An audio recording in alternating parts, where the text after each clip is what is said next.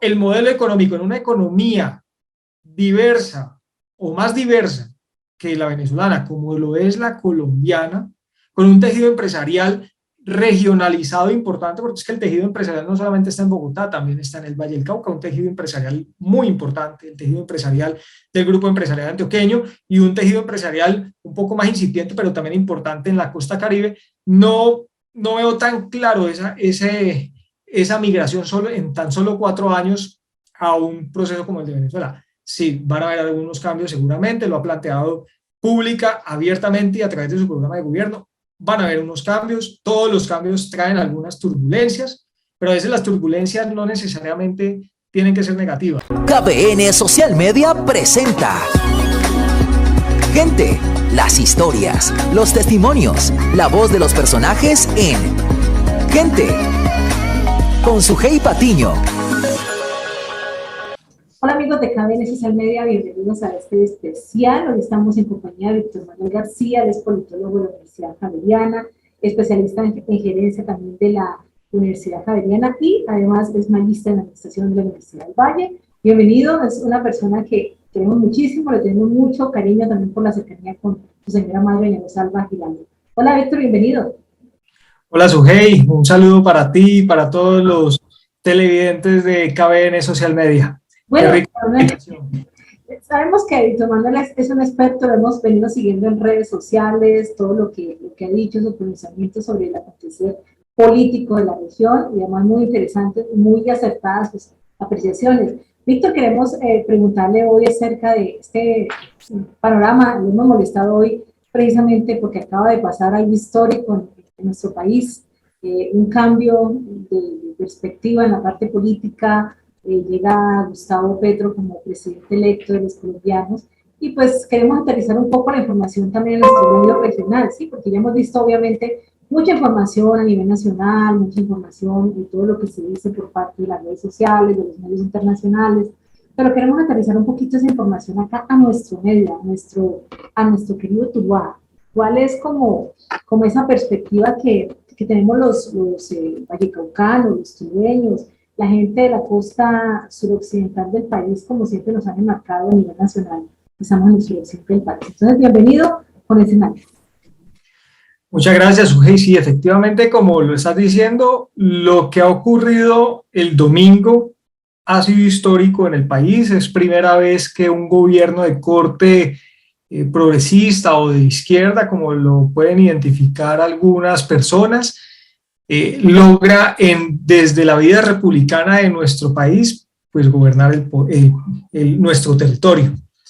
El próximo 7 de agosto, hay que ser claros, en este momento Gustavo Petro es el presidente electo, no es el presidente actual. El presidente sigue siendo Iván Duque hasta el 7 de agosto, que entregará en una ceremonia pues su mando al presidente electo, que será Gustavo Petro. Entonces, a partir de ese 7 de agosto tendremos por primera vez en la historia un presidente de izquierda, que genera, hay que ser muy claros, genera muchas expectativas entre las personas que lo eligieron, unas propuestas de campaña bastante ambiciosas, un programa de gobierno bastante disruptivo frente a lo que hemos venido acostumbrados en las últimas décadas en nuestro país, y pues por supuesto eso genera una presión política y social importante, además por la situación actual que atravesamos en todo el territorio nacional.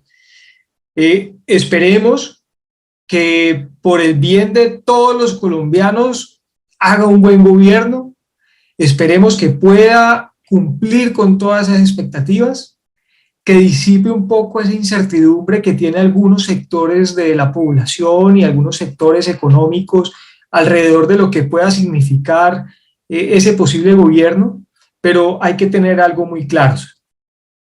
A partir de esta elección, después de las 4 de la tarde, se acabó la campaña electoral. Aquí somos todos un solo país y tenemos que trabajar en una misma ruta, en un mismo objetivo, que es salir adelante como Colombia, y por ende debemos bajarle un poco ese tono, porque fue una campaña bastante agresiva, bastante tensa, desgastante, y eso deja algunas cicatrices dentro de la población que esperamos que con el transcurrir de los días se vayan cerrando. ¿Qué puede pasar en nuestro país, en nuestro territorio y en nuestra región ahora con este cambio de gobierno? Bueno, ¿qué podremos esperar? Esto es un paso hacia lo desconocido en una sociedad que ha sido tradicionalmente conservadora. Colombia nunca se ha caracterizado por dar esos pasos como tan de manera intempestiva. De hecho, para poder llegar a Colombia un gobierno de izquierda, a diferencia de otros países de América Latina, pues nos tardamos un poco porque esto es una tendencia regional y también es una tendencia mundial precisamente por esas situaciones de desigualdad social que se presentan en estas sociedades. ¿Qué podemos esperar? Por lo menos en las próximas semanas tendremos un poco de volatilidad económica, el tema de la moneda, entonces se van a hacer presente y van a en algún momento a circular algunos fantasmas de ¿no? que la volatilidad del dólar, que la pérdida de valor de la moneda colombiana, que la caída en las acciones de algunas de las empresas, especialmente aquellas referidas a los hidrocarburos que son propiedad de colombianos o que hacen presencia en nuestro país o que son estatales como tal, puede ser un Ecopetrol u otras entidades. Entonces eso es lo que vamos a esperar la próxima semana. El país se va a ir asentando políticamente, económicamente, y a medida que el presidente electo, que es Gustavo Petro, vaya conformando su equipo de gobierno y a medida que vaya generando algunos mensajes, veremos si esa volatilidad comienza a aterrizarse un poco a las realidades normales de un país que ha sido un país estable macroeconómicamente hablando. Pues veremos a ver que seguramente esa confianza de ese sector privado es posible que vuelva un poco a su causa. Entonces, un llamado a todos los colombianos y a todos los televidentes de este programa es que tengamos tranquilidad, que tengamos calma. Esto es de tiempo. Eso es como cuando usted construye un edificio o una casa, él toma unos tiempos para sentarse en ese nuevo terreno que estaba allí y en esas estamos. Eso es lo que vamos a esperar. Hay que ver cómo conforma su equipo de gobierno. Han sonado en una de las carteras más importantes hasta el momento, apenas han pasado unas pocas horas después de la elección, pero comienzan a sonar algunos nombres, especialmente para la cartera de Hacienda, que es la que más preocupa, especialmente al empresariado colombiano. Han sonado nombres de la talla de Rudolf Holmes, aunque ya está muy entrado en edad, pero también está Alejandro Gaviria, está incluso José Antonio Campo sonando en la baraja de candidatos, y José Antonio Campo es probablemente el economista más respetado de las últimas décadas en nuestro país, incluso es el colombiano que más alto ha escalado en términos de la ONU. También un ex secretario de Hacienda de Gustavo Petro durante su alcaldía, que relativamente le fue bien en términos de finanzas. Entonces allí hay que esperar, eso es lo que podemos esperar en las próximas semanas. Expliquemos, por favor, doctor Víctor Manuel García, expliquémosle un poco a los amigos de KDN por qué se afecta la moneda, por qué se afecta el peso con este cambio de gobierno, con que no ha tomado todavía posesión, que ya genera unos impactos. ¿En qué consiste el cambio? Bueno, realmente hay diversos factores por los cuales la moneda no viene en proceso devaluativo en los últimos días. Es un proceso que viene desde hace más de 12 meses, en un proceso de devaluación. Lastimosamente, el gobierno actual no ha podido frenar esa devaluación, que si bien necesitamos una moneda débil frente al dólar, pues ya los extremos son malos. En este momento estamos oscilando en un precio entre los 3.950 y los 4.000 pesos. Allí se ha mantenido esa oscilación. Seguramente en los próximos días va a aumentar, porque la inestabilidad política, o la incertidumbre más que la inestabilidad, porque Colombia es un país muy estable políticamente hablando, la volatilidad tiene que ver mucho con esa incertidumbre que sufre el país. Es posible que en los próximos días también un factor externo que se tiene que tener en cuenta va a generar un alza en el precio de la moneda, y es que la semana pasada, a finales de la semana pasada, la FED, que es la Reserva Federal, o mejor entendida, el émulo, pues, de alguna forma, para hablarlo de alguna forma, el Banco de la República en Colombia, la FED en Estados Unidos, subió las tasas de interés. ¿Para qué? Para restringir la circulación de la moneda estadounidense. Esto con el objetivo de frenar esa inflación que está desbordada y ha sido imparable en Estados Unidos. ¿Y eso qué significa? Que van a haber menos cantidad de dólares circulando en la economía mundial, porque cualquier decisión que se tome en ese sentido en Estados Unidos afecta absolutamente a todos los países, especialmente a aquellos países que tienen una alta interrelación con Estados Unidos, como es Colombia, nuestro principal socio comercial. Entonces, ¿qué significa eso? Van a haber menos dólares en la economía, incluyendo la economía colombiana, y al haber menos dólares, pues va a generarse seguramente una presión al alza de la moneda. También hay una incertidumbre política, pues porque es un nuevo paso, como les decía anteriormente, hacia un terreno relativamente desconocido para Colombia, que en algunos casos no ha generado buenos resultados en los países vecinos. Tenemos a Venezuela, tenemos a Nicaragua con una dictadura desde hace muchísimo tiempo, pero también hay que ser claros, hay otros ejemplos que sí pueden ser tenidos en cuenta como algo positivo. Tabaré Vázquez y Mujica fueron tres periodos seguidos en Uruguay con unos resultados espectaculares en términos sociales y económicos. El mismo Oscar Arias en Costa Rica, que a pesar de su problema pues, de acusos sobre abuso sexual, pero los resultados de su gobierno fueron altamente populares en Costa Rica. Entonces, no todo es malo en términos de izquierda, eso va mucho, tiene que ver mucho con el carácter del gobernante, pero también con las instituciones, y Colombia es un país con unas instituciones muy fuertes comparativamente hablando a nivel regional. Importante esta aclaración que usted acaba de hacer, porque realmente sí hay mucha incertidumbre en la gente, y sabemos que cuando hay incertidumbre pues afecta también las inversiones, y usted nos acaba de explicar la parte económica de una manera excelente, y también los ejemplos que nos da de que en algunos casos ha funcionado, ¿no? Estamos con una etapa, se podría decir entonces, de experimentación política. Sí, estamos más que experimentando, estamos explorando, porque mire, no podemos ser ajenos a este resultado, Sujei. Esto no es un accidente. Somos el país más desigual de América Latina. Tenemos cerca del 10% de nuestra población sumida en la extrema pobreza, es decir, viviendo con menos de $1 al día, es decir, 5 millones de personas colombianas viviendo en esas situaciones. Y si lo miramos en términos de tasa de pobreza absoluta, pues son el 42% de los colombianos viviendo en esas condiciones. Eso pues no tiene presentación en un país que macroeconómicamente desde los últimos 50 años, salvo 2 baches muy puntuales que fue en el 99 y en el año de la pandemia, pues sufre una caída macroeconómicamente hablando, es decir, la distribución de los ingresos no es buena.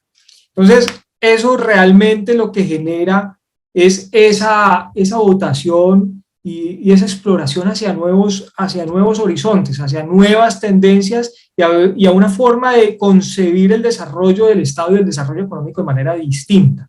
Si tú ves el mapa de quienes votaron por Gustavo Petro, pues vas a ver que son las regiones periféricas, la costa atlántica, el único departamento que tiene mar, por llamarlo de alguna forma, que tiene litoral, y donde no ganó Gustavo Petro fue Antioquia, en general, pero en la zona del Urabá gana Gustavo Petro. Es decir, todas las costas, la costa atlántica, la costa pacífica, la Amazonía, el Caquetá, Putumayo, todo esto gana, y San Andrés, que es algo muy importante, gana Gustavo Petro. Y Bogotá, que es donde le conocen su gestión, donde han visto cómo ha sido realmente él como ejecutor del presupuesto, pues allí también gana Gustavo Petro. Entonces, ¿qué nos está diciendo? La periferia quiere incluirse en los procesos de desarrollo nacional. Eso es un mensaje claro y contundente. Y en ese sentido, tenemos que entender, y los políticos tradicionales, e incluso es un llamado de atención al empresariado nacional, que el proceso como tal de desarrollo económico del país hay que comenzar a visionarlo de manera distinta. no necesariamente es una discusión de derecha o izquierda. Yo personalmente soy muy crítico cuando se habla de derecha o izquierda, porque es que eso es una discusión de la Guerra Fría, y la Guerra Fría acabó hace 30 años. Aquí estamos hablando de un proceso de discusión de reivindicaciones de deudas sociales. Realmente eso es un proceso que debemos tener en cuenta, es un resultado electoral muy claro, muy definido, completamente calcado de lo que fue precisamente las elecciones de marzo, porque ya viene el campanazo de alerta desde marzo, lo que fue las elecciones de ahorita el 29 de mayo y lo que ha sido esta segunda vuelta presidencial. Pero si tú lo traslapas, Sujei, con los resultados del plebiscito por la paz, son muy similares los resultados. Muy bien, interesante este análisis que hace Víctor Manuel García, politólogo invitado en este programa especialísimo que hemos hecho con motivo de los resultados electorales. Vamos a hacer una pequeñísima pausa, regresamos en el programa.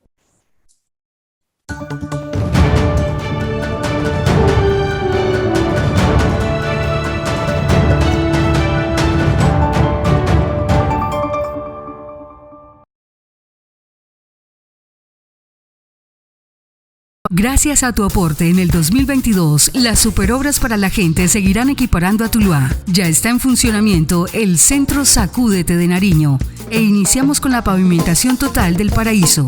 Además, ya se cristaliza la Ciudadela Deportiva de Occidente con un moderno coliseo de pesas y la mejor pista de patinaje de la región. Tus impuestos bien puestos. John Jairo Gómez Aguirre, alcalde de la gente para la gente. En la S Hospital Departamental Tomás Uribe Uribe de Tuluá tenemos nueva línea telefónica para que agendes tus citas a partir del 1 de julio. Llámanos al 324-648-2717 y accede a más de 20 especialidades: pediatría, medicina interna, ortopedia, sexología clínica, urología, laboratorio clínico, imágenes diagnósticas, entre otras. Recuerda, comunícate al 324-648-2717 de lunes a viernes de 7 a 5 de la tarde en jornada continua. Somos la S Hospital Departamental Tomás Uribe Uribe de Tuluá, porque ya somos los mejores.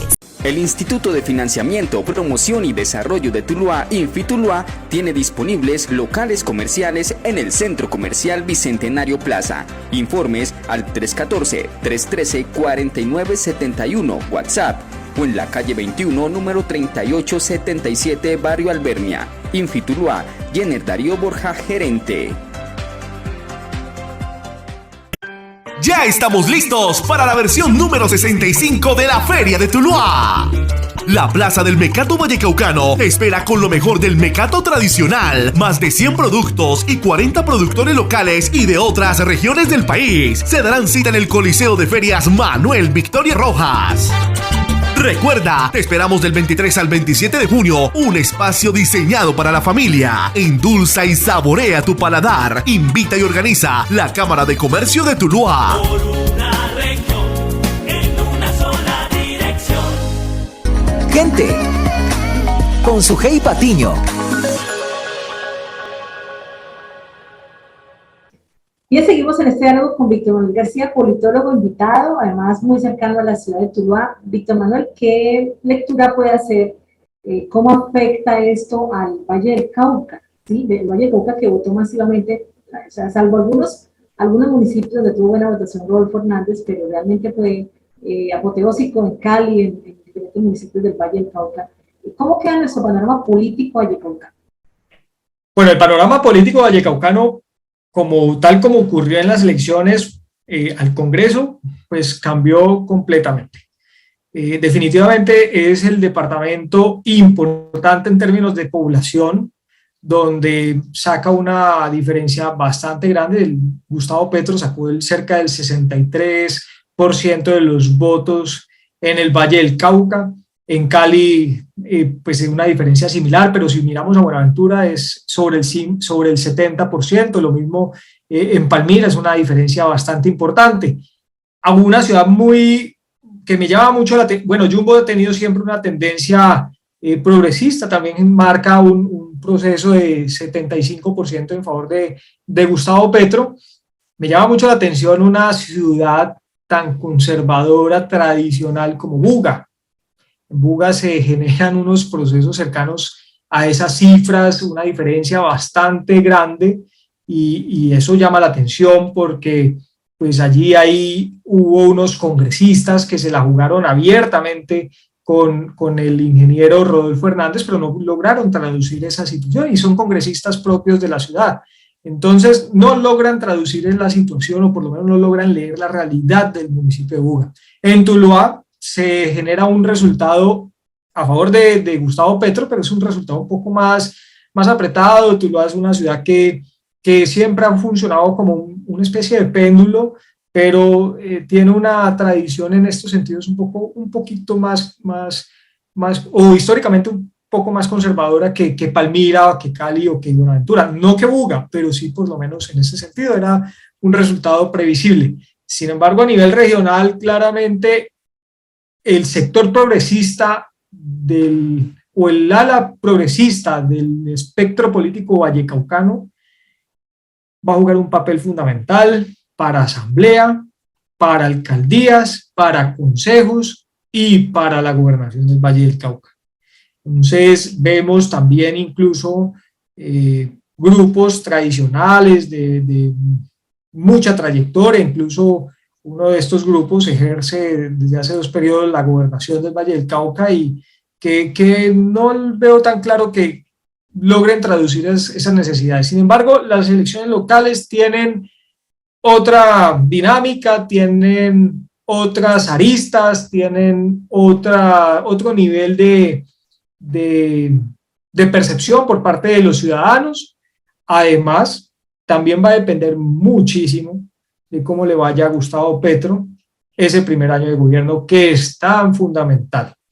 Entonces, hay que esperar, pero sin duda es una fuerza que hay que tener en cuenta de cara a las elecciones locales. ¿Qué opina usted de, por ejemplo, la situación de Dilian Francisca Toro? Ella pues, ha salido a reconocer el triunfo de Petro y ha dicho que está a la orden, que ella quiere participar, que ella quiere colaborar con todo lo que necesita el gobierno. ¿Qué tal esa posición y cómo queda ella políticamente? Pues es una posición que personalmente es previsible, es una referente regional con un alcance nacional en términos políticos y electorales, y pues claramente es una posición demócrata, reconoce pues la victoria de Gustavo Petro, aunque ella no demostró abiertamente con quién se le iba a jugar en esta segunda vuelta presidencial, pero pues por las personas que se fueron de parte de su grupo político hacia la campaña de Rodolfo Hernández, pues uno intuye hacia dónde estuvo un poco ese esfuerzo político electoral de esta gran referente a nivel regional en términos electorales. Es normal que se ponga a la orden de un presidente, no se va a abstraer, tiene un alma absolutamente política, tiene una capacidad de gestión y de leer el entorno bastante grande, y tiene un equipo muy fuerte en este sentido. Sin embargo, creo que no está tan clara su continuidad en los procesos de la gobernación de cara al próximo año. Creo que el Valle del Cauca demuestra que en procesos electorales está cambiando y que la opinión está comenzando a pesar muchísimo más en términos electorales, en detrimento de todas esas estructuras tradicionales que se la juegan en gran parte por esos accesos a los campos o en los espacios de poder, tanto regional como nacional. Obviamente, en ese sentido, lo que se perfilan son las elecciones que ya vienen, ¿no? Ya vienen unas elecciones, usted lo mencionaba, locales, regionales, departamentales. Podríamos mirar entonces la gran incidencia de este partido, que sería como el partido del gobierno. Sí, ahí pues no tienen mayorías en Congreso, eso es importante, porque a veces se confunde el tema de que tengan la bancada más grande a que tengan mayorías en Congreso. Ellos no tienen la bancada más grande, el pacto histórico no es la bancada más grande. A Gustavo Petro lo primero que le va a tocar hacer a partir del 7 de agosto, incluso ya lo debe estar haciendo, comunicándose con los congresistas electos y todo esto, que se inician labores ahorita el 20 de julio, pues es a conformar gobierno, a conformar bancadas, porque las grandes reformas que él propone no son posibles si no se tienen mayorías en el Congreso. Y la bancada elegida por el pacto histórico, pues claramente se la va a jugar a todas las políticas que él tiene. Sin embargo, hay otros partidos, como el Partido Liberal, el Partido Conservador, el Partido de la U, Cambio Radical, Centro Democrático, que seguramente va a estar abiertamente en la oposición, que van a jugar un papel fundamental de peso y contrapesos de acuerdo a las políticas. Entonces, por eso también yo hago un llamado a la calma, y qué pena desviarme un poco del tema, porque es un llamado a la calma, porque siempre nos han dicho, o en la campaña se dijo, no, es que de pronto hay una perpetuación en el poder. Realmente yo no creo que eso suceda. Todo es posible, sin embargo, las probabilidades son bajas precisamente porque no tiene mayorías en el Congreso. Posteriormente hay que hacer una reforma a la Constitución. Hacerle una reforma a la Constitución no es tan fácil en este momento cuando Juan Manuel Santos derogó la reelección, se pusieron unas trabas adicionales para poder generar esos cambios de articulitos, como lo hizo el expresidente Álvaro Uribe para el proceso de su reelección. Entonces, allí hay un parte de tranquilidad. En estos términos, tiene que comenzar a conformar equipo de gobierno, tiene que comenzar a conformar esas bancadas en el Congreso de la República, tanto en la Cámara de Representantes como en el Senado de la República. Recordemos que son dos cámaras, tiene que hacerlo en los dos espacios. Entonces es una tarea difícil, no es fácil. En ninguna parte del mundo, en ninguna democracia es fácil construir bancadas alrededor de un gobierno. Entonces ese es el primer paso que debe tomar, y a partir de allí veremos cuáles son las fuerzas reales y cómo se va desarrollando su gobierno y cómo a su vez se va a irradiar eso en términos de las elecciones locales de 2023. Muy bien, estamos en diálogo con Víctor Manuel García, politólogo invitado en este especial de KBN Social Media, debido a los resultados de las elecciones. Volvemos en instante ya en la parte final. Diálogo con usted.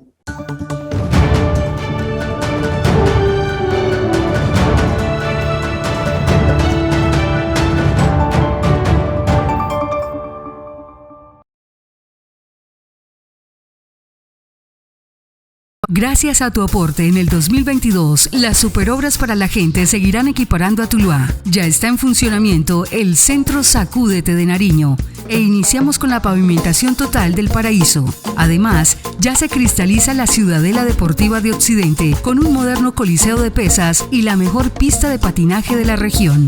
Tus impuestos bien puestos. John Jairo Gómez Aguirre, alcalde de la gente para la gente. En la S Hospital Departamental Tomás Uribe Uribe de Tuluá tenemos nueva línea telefónica para que agendes tus citas a partir del 1 de julio. Llámanos al 324-648-2717 y accede a más de 20 especialidades: pediatría, medicina interna, ortopedia, sexología clínica, urología, laboratorio clínico, imágenes diagnósticas, entre otras. Recuerda, comunícate al 324-648-2717 de lunes a viernes de 7 a 5 de la tarde en jornada continua. Somos la S Hospital Departamental Tomás Uribe Uribe de Tuluá, porque ya somos los mejores. El Instituto de Financiamiento, Promoción y Desarrollo de Tuluá, Infituluá, tiene disponibles locales comerciales en el Centro Comercial Bicentenario Plaza. Informes al 314-313-4971, WhatsApp, o en la calle 21, número 3877, Barrio Albernia. Infituluá, Jenner Darío Borja, gerente. Ya estamos listos para la versión número 65 de la Feria de Tuluá. La Plaza del Mecato Vallecaucano te espera con lo mejor del mecato tradicional, más de 100 productos y 40 productores locales y de otras regiones del país. Se darán cita en el Coliseo de Ferias Manuel Victoria Rojas. Recuerda, te esperamos del 23 al 27 de junio, un espacio diseñado para la familia. Endulza y saborea tu paladar. Invita y organiza la Cámara de Comercio de Tuluá. Por una región, en una sola dirección. Gente, con Sujei Patiño. Bien, Víctor Manuel García, politólogo de la Universidad Javeriana, aquí invitado en KBN Social Media. Ya para terminar, Víctor, bueno, ese miedo, usted decía, no hay que tener miedo, hay que estar tranquilo, llamado a la calma, exacto, pero ese miedo de la gente de que eso se va a ver como Venezuela, Explica a la gente un poco, sí o no, cuál es la posibilidad. Bueno, realmente yo veo muy baja la probabilidad de que nos volvamos un Venezuela. Hay que apelar un poco a los antecedentes históricos. Venezuela ha sido un país históricamente durante el siglo XX atravesado o gobernado en diversas ocasiones por dictaduras, porque la institucionalidad de Venezuela no es lo suficientemente robusta para disuadir ese tipo de situaciones o prevenir esos riesgos.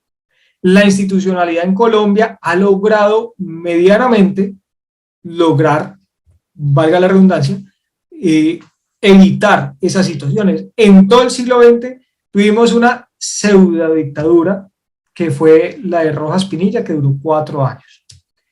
No como en otros países, como en Argentina o en Chile, que Pinochet tuvo una dictadura de más de 20 años, o en Venezuela tuvieron cerca de 4 dictaduras durante todo el siglo XX. En Colombia no tenemos esa tradición. Ahora, los pesos y contrapesos por esa institucionalidad colombiana funcionan y han funcionado y han demostrado y han atravesado pruebas de fuego. Una de las pruebas de fuego después de la Constitución del 91 fue precisamente el proceso de la búsqueda de la segunda reelección del expresidente Álvaro Uribe. El expresidente Álvaro Uribe, cuando estaba adelantando ese proceso, tenía un apoyo importante de parte de la sociedad colombiana, una popularidad bastante alta en ese momento, por encima del 60%, tenía apoyo parlamentario en ambas cámaras del Congreso de la República, y un aspecto fundamental, y es que tenía el apoyo a través de la moral y del enamoramiento de las fuerzas militares, pero aún así no le fue posible. O sea, pasaron el artículo y llegó a las Cortes, y las Cortes le dijeron no va, institucional y constitucionalmente no va.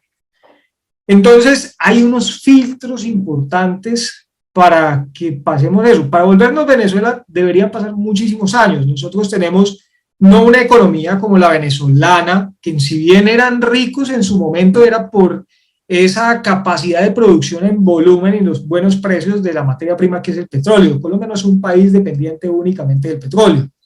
Colombia, sus finanzas públicas y su presupuesto tienen un alto componente del sector minero, no solamente el petróleo, también del carbón y de otros.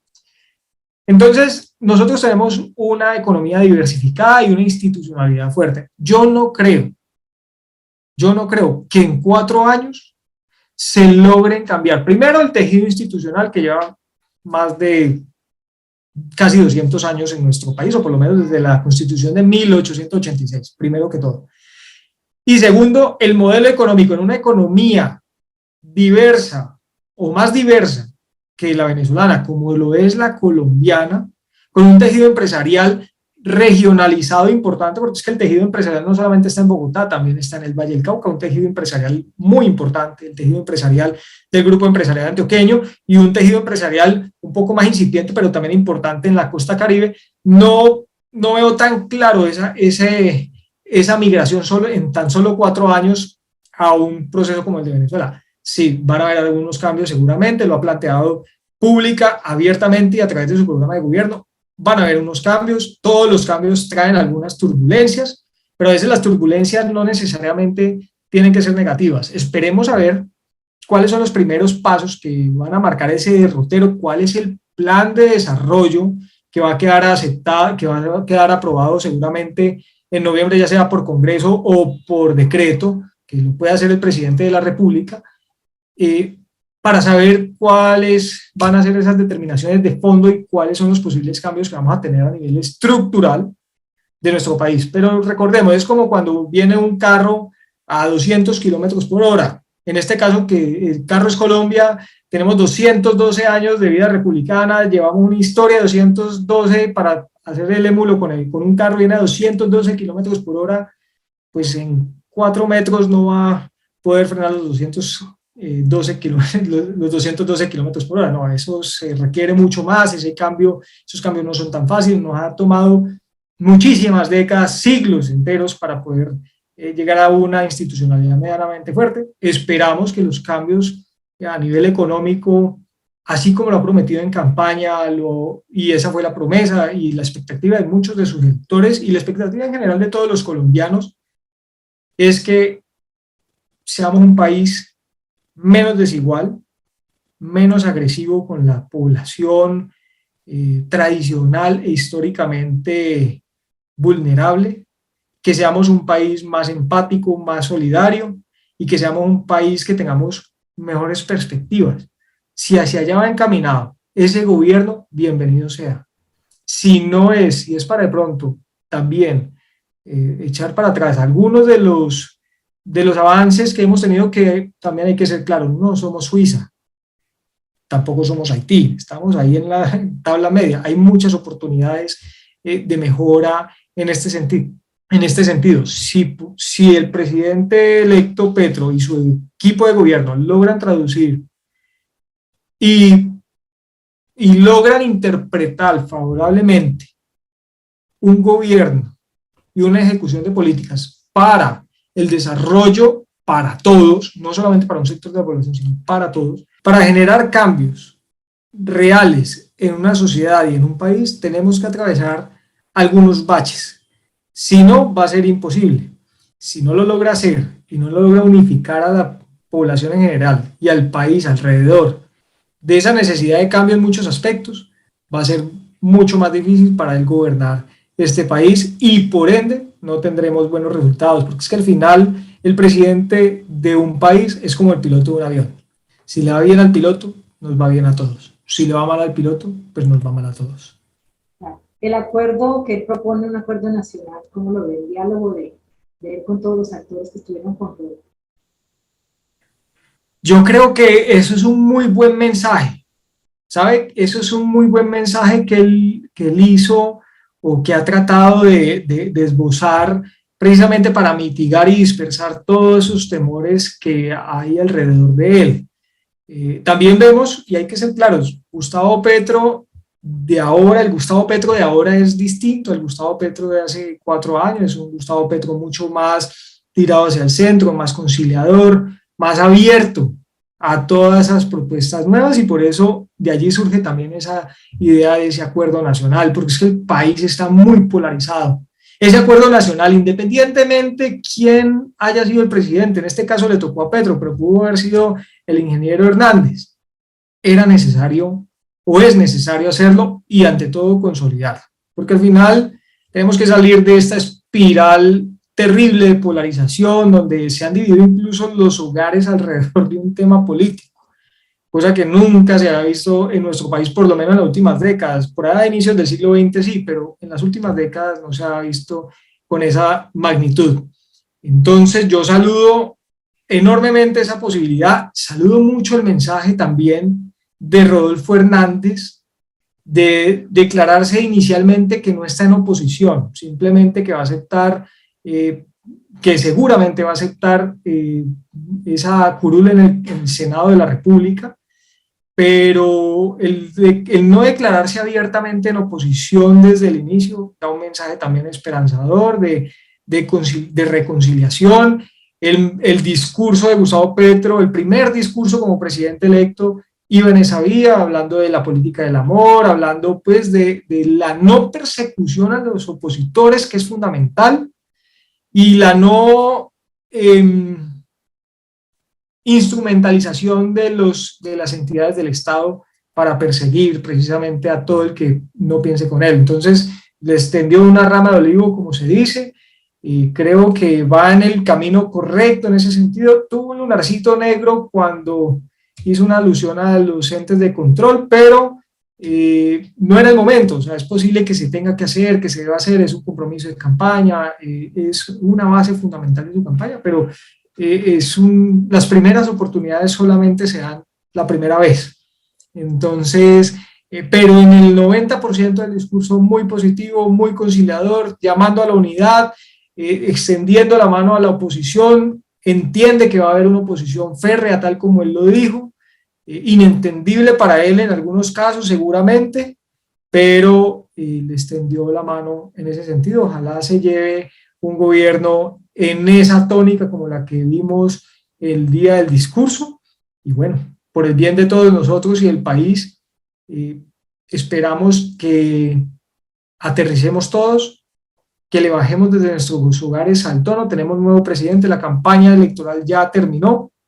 Tenemos que pensar en construir un mejor país, en construir nosotros los vallecaucanos en un mejor Valle del Cauca, y los tulueños en fortalecer esa ciudad tan hermosa y tan importante para el desarrollo regional de todo este suroccidente colombiano.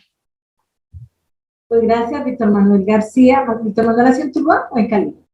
No, yo nací en Tuluá, yo soy tulueño 100% hasta los tuétanos. Yo nací, estudié el colegio, ya por cuestiones de universidad salí de la ciudad, pero nunca me he desligado de la ciudad. Mantengo yendo constantemente a la ciudad, tengo toda mi familia allá y pues no, ¿cómo va a olvidar uno el terruño? Y además Tuluá tiene algo particular, o sea, realmente es algo que no logra uno desligarse de ella de ninguna forma. Además, creo que es una ciudad con un potencial hermoso, un potencial gigante. Es una Colombia chiquita, allí encuentras personas de todas las regiones, una ciudad amigable, económicamente atractiva, es una ciudad linda y bueno, no, es una ciudad por la que vale la pena trabajar. Claro que sí, Víctor Manuel junto a su hermano Juan Pablo, ¿no? Los dos son politólogos, son mis politólogos de cabecera, pero nos molesta aquí cuando te dan esos temas tan importantes. Gracias. No, Sujei, muchas gracias incluso por, pues te iba a decir, por siempre tenernos en cuenta, las veces que sea necesario, las que tú consideres que podamos de pronto aportar algo, hacer algún comentario de manera siempre constructiva, proactiva, porque de eso se trata. Tenemos que construir de manera conjunta, no tratar de demeritar los demás, sino que todo lo contrario, ver las posibilidades, las potencialidades y tratar de construir un mejor país. Muchísimas gracias, muchos éxitos. Nos encontramos en la próxima.